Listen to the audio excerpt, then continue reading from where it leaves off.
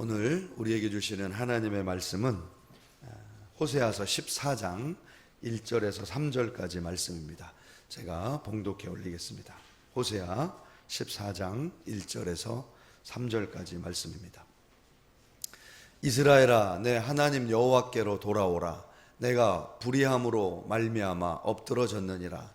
너는 말씀을 가지고 여호와께로 돌아와서 아뢰기를 모든 불의를 제거하시고 선한 바를 받으소서.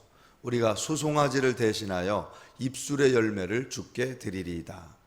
우리가 아수르의 구원을 의지하지 아니하며 말을 타지 아니하며 다시는 우리의 손으로 만든 것을 향하여 너희는 우리의 신이라 하지 아니하오리니 이는 고아가 주로 말미암아 긍휼을 얻음이니이다 할지니라. 아멘. 제가 부목사로 사역을 할 때 있었던 일인데요. 저희 집 이제 큰애가 한 4살 정도 됐을 때 크리스마스 이브 예배를 이제 드렸습니다. 어린아이들이 이제 예배 때 발표를 한 거죠. 그래서 찬송 잘 부르고 이제 내려가는 그 타이밍이었는데, 아니 갑자기 우리 아이가 내려가다가 무대 중앙으로 막 달려가는 거예요. 그래서 제가 지켜보고 있다가 막 불렀습니다. 현준아 빨리 이쪽으로 와. 근데 그 소리를 들으면 들을수록 막 웃으면서 더 안쪽으로 더 들어가는 거예요. 알고 봤더니 그 무대 중앙에 있는 마이크를 잡고 한번 얘기해 보려고 마이크를 잡으러 달려간 거예요. 그래서 그때 당황했던 선생님들이, 교회학교 선생님이 막 달려가서 쫓아가서 붙잡아 와서 이제 상황이 종료된 그런 일이 있었습니다. 제가 이 사건을 보면서 이런 생각을 했어요. 우리도 하나님이 막 부르시는데 내가 너무 하고 싶은 게 강해가지고 하나님이 부르시는 거 알면서도 반대 방향으로 달려갈 수가 있겠구나, 이런 생각을 했습니다. 자, 오늘 우리가 읽은 말씀 속에는 이제 하나님께서 우리를 부르시는 말씀이 기록이 되어 있는데요. 하나님께서 이렇게 간절히 부르십니다. 이스라엘아, 내 하나님 여호와께로 돌아오라. 간절한 이 본문의 부르심의 말씀은 호세아서의 맨 마지막 장 14장에 기록이 되어 있습니다. 자, 그런데 성경을 좀 읽어보신 분들은 좀 이런 의문을 드실 수가 있습니다. 이런 의문이 드실 수가 있는데, 호세아서를 읽어보니까 이스라엘 백성들이 벌써 6장에 우리가 하나님께로 돌아가자 이렇게 결단하는 내용이 나오고 회개하는 내용이 나오는데, 왜 하나님은 또 마지막 부분에 가서 여호와께로 돌아오라 이런 명령을 간절하게 그렇게 하고 계실까, 이런 의문이 든다는 거죠. 한번 이스라엘 백성들이 여호와께로 돌아가자 이렇게 결단했던 내용을 한번 본문을 통해서 한번 확인해 볼까요? 6장 1절입니다. 이렇게 되어 있습니다. 오라, 우리가 여호와께로 돌아가자.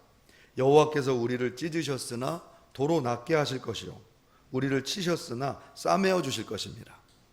네, 우리가 언뜻 이제 읽어보면 이스라엘 백성들이 굉장히 회개를 열심히 한 것 같고 하나님께로 돌아가자고 결단을 한 것 같은데 하나님이 다시 부르고 계신 이유가 뭔가, 우리가 이 본문을 좀 비교해보면 느낌이 딱 오죠. 뭔가 하나님이 부르시는 부름과 내가 하나님께로 돌아가자 하는 그 돌아감과 이 온도 차이가 있다는 걸 금방 알 수가 있습니다. 자, 그렇다면 오늘 호세아서 말씀 본문에서 정말 하나님께서 원하시는 그 부르심, 하나님께로 돌아오라는 의미가 성경적으로 어떤 의미인지 우리 한번 좀 살펴보고 은혜를 나누도록 하겠습니다. 먼저 첫 번째로 이스라엘 백성들이 오해하고 있었던 그 내용이 있습니다. 하나님께로 돌아오라 하나님 말씀하셨는데 이걸 오해하고 있었어요. 어떻게 오해했냐면, 하나님께로 돌아가는 거는 하나님 앞에 우리 죄가 다 드러나는 사건이라는 사실을 이스라엘 백성들은 인정하지 못했습니다. 호세아 7장에 보면 하나님이 내게로 돌아오면 무슨 일이 일어나는지를 이렇게 말씀하셨어요. 7장 1절에 이렇게 되어 있습니다. 내가 이스라엘을 치료하려 할 때에 에브라임의 죄와 사마리아 악이 드러나도다. 너희들이 나한테 돌아오려면 이거 각오해야 된다는 겁니다. 너희의 죄가 나한테 다 드러난다는 사실을 인정해야 된다는 거예요. 여러분, 이스라엘 백성들이 이거를 굉장히 불편하게 생각한 겁니다. 회개한다는 거는 하나님 앞에 그냥 두리뭉실하게 그냥 대충 덮어진 상태에서 죄가 그냥 없어졌으면 좋겠다, 이런 마음으로 회개했다는 거예요. 그래서 6장 1절에 보면 이스라엘 백성들이 어떤 마음으로 회개했는지가 드러나는데요. 이렇게 말씀하고 있죠. 이스라엘 백성들의 마음이에요. 회개하는 마음. 한번 살펴보세요. 이렇게 돼 있습니다. 여호와께서 우리를 찢으셨으나 도로 낫게 하실 것이요, 우리를 치셨으나 싸매어 주실 것입니다. 여러분, 굉장히 은혜로운 말씀 같은데 사실 이런 의미가 담겨 있는 겁니다. 하나님이 우리를 찢으셨는데 드러내지 않고 빨리 낫게 해주셨으면 좋겠다. 하나님 우리를 치셨지만 우리 치부를 드러내지 않고 상처를 들어 열어보지 않으시고 그냥 덮어 싸매주셨으면 좋겠다. 회개를 두리뭉실하게 그냥 덮어서 순간 없어지는 회개로 이해했다는 거예요. 근데 하나님은 그렇게 말씀하고 있지 않다는 거예요. 회개는 그런 식으로 이루어지는 게 아니라는 거예요. 하나님께서 이스라엘 백성들이 그런 식으로 자꾸 회개하니까 하나님의 마음을 이렇게 표현했습니다. 7장 13절 14절 말씀인데 요약하면 이래요. 내가 너를 건져주려 하나 네가 성심으로 나를 부르지 아니하는구나. 내가 사실 너 구원해 주려고 하는데, 네 죄를 용서해 주려고 하는데 네가 성심으로 나오지 않는구나. 이렇게 얘기하고 계신다는 거예요. 여러분, 여기서 성심으로 나온다 이 말은 무슨 뜻이냐면 히브리어로는 레브라는 단어를 사용했습니다. 이건 마음, 심장이라는 뜻인데 다른 말로는 understanding, 이해한다라는 의미입니다. 네가 이해하지 않고 회개하는구나, 이런 의미예요. 네가 마음으로 깊이 성심으로 나를 찾지 않는구나, 이렇게 해석할 수 있는데 사실은 회개라는 개념을 네가 정말 이해하지 못하고 회개하는구나, 이렇게 설명하고 있다는 거예요. 사랑하는 성도님 여러분, 우리가 하나님의 마음을 이해하시고 회개하는 데까지 나아가실 수 있기를 주님의 이름으로 축복합니다. 자, 그러면 호세아가 말씀하고 있는 이 정말 전심을 다해서 성심을 다해서 하나님을 이해하고 회개하는 그 개념을 어떻게 설명한지 아세요? 호세아는 이렇게 설명하고 있습니다. 묵은 땅을 기경하라. 묵은 땅을 기경하라. 이 호세아서의 이 메시지가 당시에 이 이스라엘 백성들한테 굉장히 충격적으로 다가왔습니다. 그래서 이 말씀을 후에 예레미야가 인용을 해서 예레미야 4장 3절 말씀에 유다 백성들에게 똑같은 말씀으로 예언을 전합니다. 그 말씀이 이렇게 돼 있어요. 너의 묵은 땅을 갈고 가시덤불에 파종하지 말라. 여러분, 회개한다는 건 뭐냐면 묵은 땅을 갈아엎는다는 겁니다.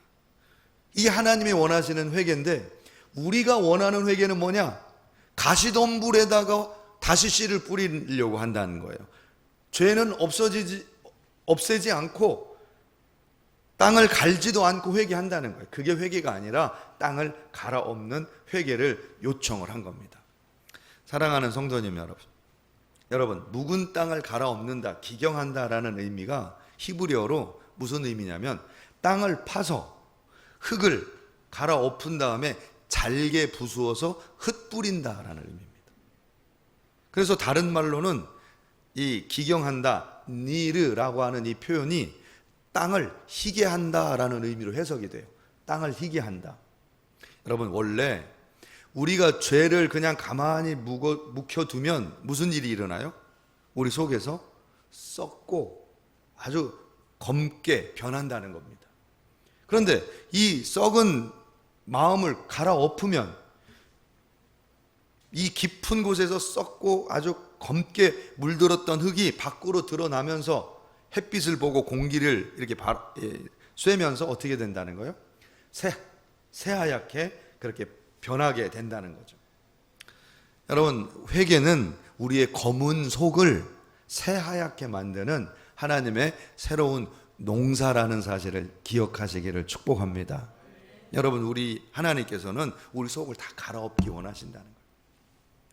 제가 이제 어제 아침을 먹는데요, 요한이하고 같이 아침을 먹고 있었는데 요한이가 자기네 반에 제 친구 아빠 자랑을 막 하는 거예요.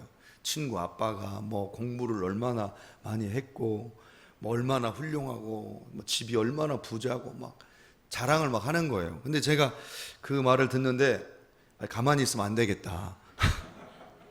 이런 생각이 드는 거예요. 순간 밀리겠다 그런 생각이 들어서 요한이한테 아빠가 얼마나 훌륭한 아빠인지를 설명하기 시작했습니다. 아빠가 얼마나 공부를 많이 했으며 목회를 얼마나 열심히 하고 있으며 뭐 생각나는 대로 그냥 자랑을 막 했습니다. 밀리지 않으려고. 그랬더니 요한이가 딱 정색을 딱 하면서 아빠, 목사님이 자기 자랑하면 좋은 목사님 같이 안 보여요.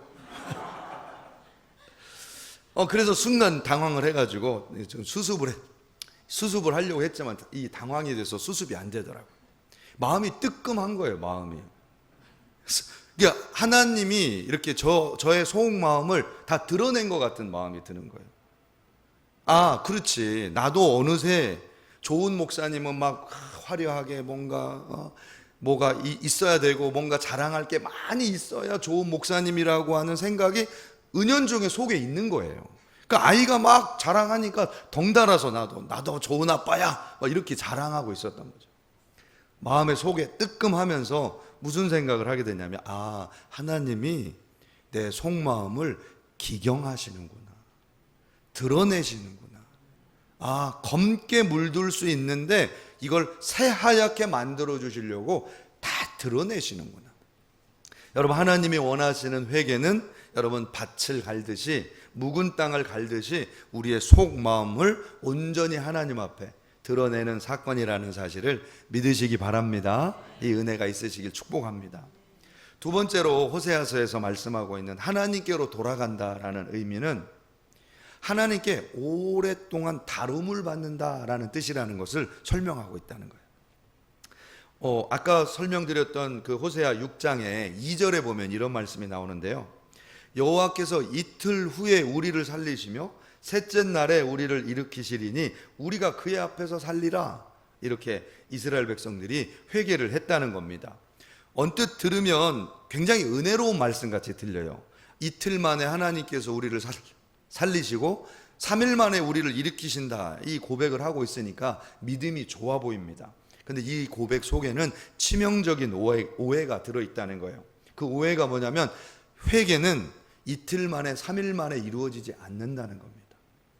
죄가 해결되기 위해서는 하나님이 시간을 오랫동안 사용하셔야 된다는 사실을 이스라엘 백성들이 인정하지 못하고 있었다는 거죠.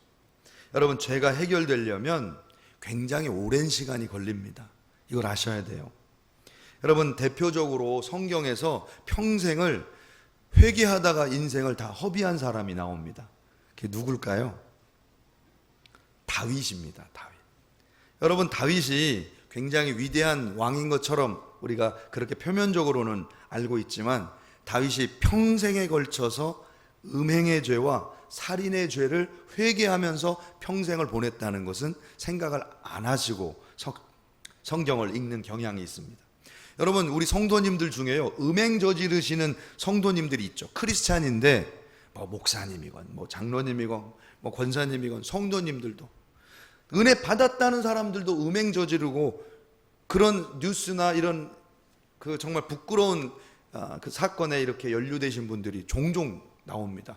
근데 너무너무 부끄럽게도 한결같이 하는 얘기가 있어요.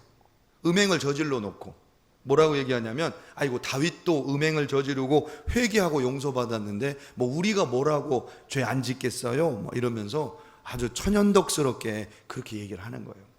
제가 그거 보면 낯이 뜨겁습니다. 여러분, 다윗이 사죄 선언을 받았잖아요. 네가 용서를 받았는데 죽지 않을 거다. 이게 사죄 선언을 받았는데, 여러분, 사죄 선언을 받았다는 것은 어떤 의미냐? 앞으로 평생 내가 너의 죄를 다루어서 너 진짜 거룩한 자로 내가 만들어 놓겠다는 하나님의 선언입니다. 내가 너 죄졌지만 너를 책임지고 다루어서 진짜 거룩한 자로 내가 만들어 놓겠다. 이게 하나님의 사죄 선언이에요. 그럼 하나님이 다윗을 어떻게 만드신지 아세요? 하나님이 다윗이 음행을 저질렀는데 이 음행 저지른 사람, 다윗, 죄인을 거룩한 자로 만들기 위해서 평생을 다루십니다. 자기는 몰래 한 여자에게 음행을 저질렀는데 하나님이 이 음행이 얼마나 부끄러운 일이고 음행으로 인해서 고통을 당하는 사람의 고통이 얼마나 큰지를 보여주셨는데, 백주 대낮에 10명의 자기 아내가 음행으로 타락하는 모습을 목도하게 만들어 놨어요. 모든 백성들이 보는 앞에서 음행의 피해자가 되도록 하나님 다윗을 그렇게 만드셨어요. 그리고 그 음행이 얼마나 고통스러운지를 평생 되새기게 만들었는데, 마지막 자기가 노년에 하나님께서 거룩한 결단을 하게 만들 때까지. 그게 이 다윗의 결단이 이렇게 선언되어 있습니다. 열왕기상 1장 4절에 보면 이렇게 되어 있죠. 아비삭에 관한 그런 이야기인데요. 이 처녀는 심히 아름다워 그가 왕을 받들어 시중 들었으나 왕이 잠자리는 같이 하지 아니하였더라. 다윗이 결국 마침내 거룩한 자로 빚어졌다는 거예요. 언제까지? 평생에 걸쳐서. 평생에 걸쳐서. 여러분, 다윗이 저지른 살인죄 때문에 다윗은 몇 명의 아들을 잃은 줄 아세요? 자기가 저지른 살인죄 때문에 몇 명의 아들이 죽는 것을 봐야 했냐면 4명의 아들이 죽는 것을 봐야 됐어요. 4명의 아들이, 그 중에 3명은 자기 아들들에 의해서 죽임을 당합니다. 그 살인죄를 회개하기 위해서 평생을 걸쳐서 회개한 사람, 인생 전체가 회개로 점철된 사람, 이게 다윗이에요. 여러분, 그렇게 살고 싶으세요? 그분들한테 물어보고 싶어요. 정말 다윗처럼 그렇게 살고 싶어요? 여러분, 죄 안 짓고 하나님 앞에 평범하고 거룩하게 살아가는 것이 다윗보다 위대한 삶입니다. 아멘입니까? 죄 안 짓고 하나님 앞에서 평생 거룩하게 평범한 거룩한 성도로 살아가는 것, 이게 다윗보다 위대한 삶을 사는 거예요. 다윗처럼 살려고 하지 마시고 거룩하게 살려고 하세요. 그러면 하나님께서 다윗보다 위대한 상급을, 왕같은 면류관을 여러분에게 허락하실 줄로 믿습니다. 여러분, 호세아서에 정말 진짜로 하나님 앞에 돌아오라, 이런 말씀을 한 부분이 나와요. 12장 6절에 진짜 하나님에게로 돌아오는 그 의미를 이렇게 표현을 하고 있는데요. 그런즉 너희 하나님께로 돌아와서 인애와 정의를 지키며 항상 너희 하나님을 바랄지어다. 항상 너희 하나님을 바라는 것, 이게 하나님께 돌아오는 상태라는 겁니다. 영어로 표현하면 ESV 성경에 이렇게 번역해 놨어요. Wait continually for your God. 하나님을 지속적으로 기다리라, 이렇게 되어 있습니다. 하나님을 지속적으로, 연속적으로, 끊임없이 계속해서 기다리라는 거예요. 이게 하나님께로 돌아오는 상태입니다. 사랑하는 성도님 여러분, 그 어린아이들이 놀 때 이렇게 입으로 불면서 막 삑삑하면 쭉쭉 나오는 거 있죠. 그런 거 갖고 놀아보셨어요? 손자들이 왜 놀이공원 같은 데 가면 꼭 그거 있습니다. 삑 불면 쭉 나오고 들어가고 소리도 삑삑 나오고, 꼭 애들이 그거 사달라고 그래요. 막 놀이동산 가면 꼭 사달라고 그럽니다. 사줘 보신 분 계시면 손 들어보세요. 할렐루야. 꼭 사달라고 그래요. 근데 특징이 뭔지 아세요? 다음날 관심도 안 쓰고 방에다 버려버리고 놀지도 않습니다. 그러니까 처음 굉장히 신기해 보여서 사달라고 하는데 하루 가지고 놀다가 집어 던져버려요. 여러분, 이게 어떤 것과 같으냐면 우리가 하나님께로 돌아간다고 하고 잠시 돌아갔다가 관심이 세상으로 쏠리자마자 하나님을 버려버리는 상태와 똑같아요. 자, 그런데 한국에는 그런 어린 환자들이 별로 없는데 제가 미국에서 이런 환자 어린이들을 종종 본 적이 있습니다. 어린이들인데 천식에 걸린 거예요. 아스마라고 해요, 영어로. 천식에 걸린 아이들이 꼭 그 가방이나 옷에 꼭 가지고 다니는 게 있어요. 이렇게 꼭 마치 이렇게 부는 것 같아요. 무슨 피리 같이 생겼어요. 이렇게 손바닥만한데. 그게 인헤일러라고 합니다. 그래서 천식이 걸려가지고 갑자기 호흡곤란이 오면 이걸 불어야 돼요. 이걸 부르면서 호흡을 가다듬어야 얘가 호흡에서 정상적인 호흡을 찾을 수가 있는 거예요. 질식해서 죽을 수가 있어요. 잠시 잘못하면. 그래서 인헤일러라고 하는 이거를 꼭 가지고 다녀요. 자, 이거는 아무리 내가 이거 별거 아니라고 생각해서 오늘 갖고 놀다가 버려버려도 될 것 같은데 절대로 버릴 수 없어요. 이게 곧 내 생명을 지켜주는 도구예요. 이게 내 생명줄이에요. 내 생명줄. 그래서 여러분, 하나님에 대해서 마치 어린아이들이 그냥 관심으로 하나님을 찾아가는 행위, 이건 회개가 아닙니다. 왜? 언제든지 하나님을 버릴 수 있어요. 다른 관심이 생기면 언제든지 하나님 버려요. 그런데 정말 내 호흡과 직결되고 내 생명과 직결되다고 느끼는 사람의 회개, 이거 없으면 숨을 쉴 수가 없어.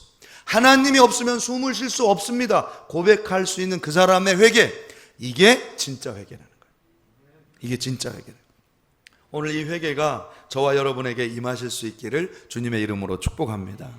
여러분, 마지막으로 한 가지만 더 살펴보면 오늘 호세아서 6장에 이스라엘 백성들이 회개하면서 한 얘기가 있습니다. 그럴듯하게 한 얘기가 있어요. 한번 살펴볼게요. 3절에, 6장 3절에 이렇게 얘기합니다. 그러므로 우리가 여호와를 알자. 힘써 여호와를 알자.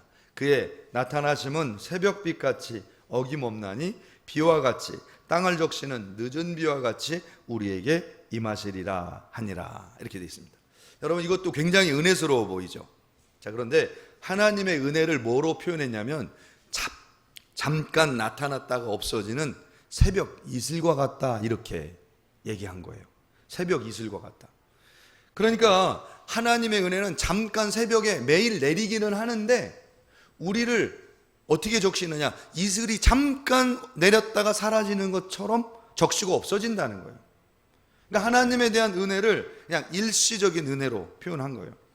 그리고 하나님의 그 은혜를 뭐로 표현했냐면 늦은 비와 같다, 이렇게 표현한 겁니다. 늦은 비와 같다. 은혜로운 것 같은데요, 이거예요. 여러분, 이스라엘에는 비가 크게는 2번 오고 좀 구체적으로 살펴보면 한 3번 정도 온다고 볼 수가 있어요. 첫 번째는 언제 오냐면 신년, 이스라엘의 신년은 우리로 따지면 10월입니다. 10월쯤에 이제 비가 와요. 10월, 11월에 많이 옵니다. 그러면 그 땅을, 딱딱하게 굳어있던 땅을 이제 기경하는 거예요. 땅이 적셔져 가지고 기경을 하고 이제 농사를 준비하는 거예요. 그리고 씨를 뿌리는 거죠. 그리고 나서 언제 또 비가 오냐면 이제 12월부터 2월까지, 이때가 우기입니다. 우기. 비가 많이 와요. 그리고 마지막에 이제 봄에 밀 추수할 때, 밀 추수하기 바로 직전에 3, 4월경에 늦은 비가 잠깐 옵니다. 자, 그러니까 늦은 비가 오는 거는 곡식을 익히기 위해서 잠깐 내리는 거예요. 잠깐. 흡족하게 내리는 게 아니라, 흡족한 비는 이른 비와 장맛비예요. 우기에 내리는 비예요. 건기에 이 마지막 추수 때에는 잠깐 내려요. 그러니까 이스라엘 백성들이 지금 하나님은 은혜를 베푸시는데 늦은 비처럼 은혜 베푸십니다. 이 얘기는 무슨 얘기냐면 잠깐 왔다가 간다는 거예요. 은혜가. 여러분, 우리 성도님들은 은혜가 잠깐 왔다 가시나요? 원래 하나님의 은혜를 표현할 때는 이렇게 표현해야 돼요. 하나님의 은혜는 이른 비와 늦은 비가 내림 같이 우리에게 임합니다. 이렇게 찬양하는 거예요. 이게 진짜 성경적인 찬양이에요. 이른 비와 늦은 비가 내림 같이. 할렐루야. 아멘입니까? 자, 그런데 하나님께서 하나님께 정말 돌아오려면 어떻게 돌아와야 되느냐. 그래서 하나님이 정말 이스라엘 백성들에게 내린 은혜, 풍성하게 내린 은혜를 받아서 하나님 앞에 은혜를 갚는 그 행위가 어떤 행위냐. 14장 2절에 이렇게 묘사를 하고 있어요. 14장 2절 같이 한번 읽어보겠습니다. 시작. 너는 말씀을 가지고 여호와께로 돌아와서 아뢰기를 모든 불의를 제거하고 선한 발을 받으소서. 우리가 수송아지를 대신하여 입술의 열매를 주께 드리리이다. 아멘. 할렐루야. 진짜 하나님에게 돌아온다는 건 무슨 얘기냐?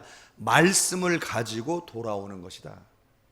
말씀을 가지고 돌아오는 거다. 이게 무슨 얘기냐? 이스라엘 백성들은 입으로 하나님 감사합니다, 하나님 찬양합니다, 열심히 입으로만 제사를 드렸다는 거예요. 소를 바치고 짐승을 바치면서 입술로는 많은 제사를 드렸다는 겁니다. 그런데 그 삶에 뭐가 없느냐? 말씀이 없다는 거예요. 말씀이 없으니까 입술이 고백한 내용을 한 번도 지키지 않은 겁니다. 안 지켜도 된다고 생각하는 거예요. 그런데 하나님께서는 지금 뭘 말씀하고 계시느냐?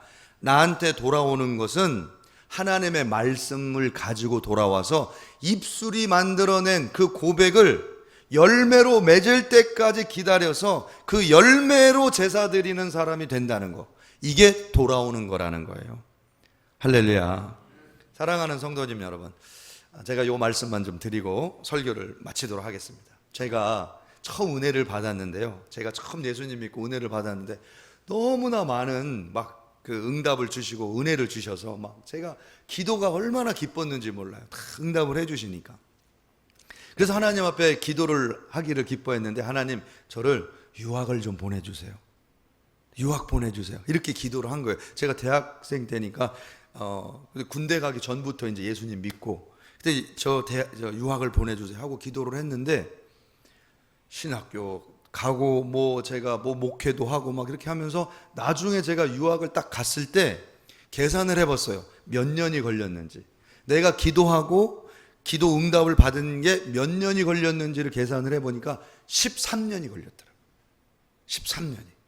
그러니까 제가 하나님 앞에 이렇게 쓰임 받기 위해서 유학을 꼭 가야 되겠습니다, 이렇게 결단하고 고백하고 기도를 했는데, 그 입술의 열매를 하나님이 몇 년 만에 맺게 해주셨느냐? 13년 걸리더라는 거예요. 그래서 제가 우리 아이들한테 항상 해준 게 있습니다. 제가 우리 아이들한테 해준 건 아무것도 없는데 항상 당당했어요. 아버지가 얼마나 훌륭한 아버지인지. 왜? 나는 하나님 앞에 기도해서 미국까지 오는 데만 13년 걸렸어. 미국까지 오는 데만 13년. 근데 너희들은 아빠 때문에 영주권도 그냥 받고 시민권 그냥 받고 그냥 프리패스, 아무 대가도 없이 아무 노력도 없는데 그냥 시작이 미국이잖아. 시작이. 나는 너희들은 책임 다 했다. 알아서 살아라. 책임 다 했다. 나는 여기까지 오려고 13년을 기다렸다가 하나님 앞에 울고불고 부르짖으면서 여기까지 왔는데 너희들은 그냥 받잖아. 나 해줄 거 다 해줬다. 앞으로는 니들이 하나님 앞에 매달려서 니들이 앞으로 알아서 살아. 알아서. 이렇게 고백을 한 거예요. 사랑하는 성도님 여러분, 우리가 입술로 고백한 고백에 대해서 여러분 그 열매로 하나님 앞에 영광 돌릴 수 있는 고백이 있어지시기를 주님의 이름으로 축복합니다. 하나님은 다 들으세요. 여러분의 입술의 고백을 다 들으세요. 그리고 그걸 성취시키십니다. 그때 하나님을 잊어버리지 말고 영광 돌리시는 저와 여러분들 다 되시길 주님의 이름으로 축복합니다. 기도하겠습니다. 전능하신 아버지 하나님, 감사하고 감사합니다. 오늘도 참으로 저희들 연약하고 부족하지만 저희 심령을 기경하게 하시고 우리를 다루어 주시며 평생을 만들어 가시는 하나님의 손길을 경험케 하시니 감사합니다. 오늘도 우리 입술의 고백으로 제사드리는 믿음의 성도들 되게 하시고 하나님의 말씀을 가지고 하나님께 돌아가는 거룩한 성도들이 되게 하여 주옵소서. 예수님의 이름으로 간절히 기도드렸사옵나이다. 아멘.